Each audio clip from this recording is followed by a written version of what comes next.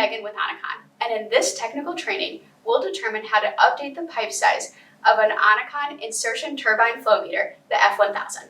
ONICON flow meters are custom calibrated to the pipe size specified when the meter is ordered. That means the pipe diameter programmed into the meter must match the actual pipe the meter is installed on. If the pipe size is incorrect, the meter will still measure velocity, but the calculated volumetric flow rate will be incorrect. For more information on how to properly measure your pipe outer diameter, please see ONICON's video library for more information and then come back to this video. Once the nominal pipe size is determined, verify that it matches your pipe size listed on the meter tag. If the nominal pipe size does not match the meter tag, no problem. Continue with the steps laid out in this video to make the pipe change.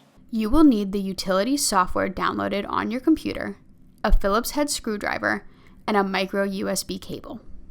If you have not yet done so, download ONICON's easy-to-use turbine configuration software directly from our website. Navigate to www.onicon.com to our Downloads tab, Network and Software Information, and select our Turbine Meter Configuration tool. Once downloaded, open the zip folder and load the software.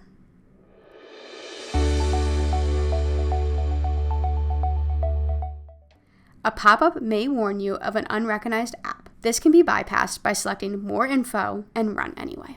Now that the turbine software is properly installed on your computer, it's time to connect the meter. To do this, use a Phillips head screwdriver to remove the lid of the F-1000. Once the lid is removed, connect your USB cable to the meter and to your computer.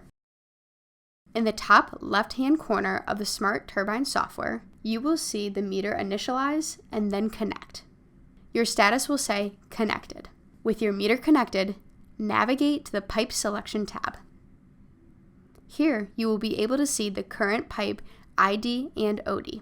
To update, either enter Pipe Custom Dimensions or select Pipe Type.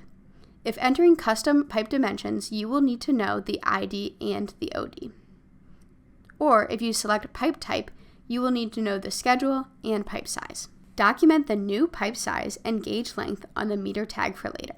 You can now disconnect the meter by detaching the USB. Your meter now has the correct pipe size in its programming. All that is left is to adjust your depth gauge and meter. Use ONICON's video library to give you a step-by-step guide to do this. For any additional questions, reach out to our technical support team. I'm Megan with ONICON. Thank you for watching.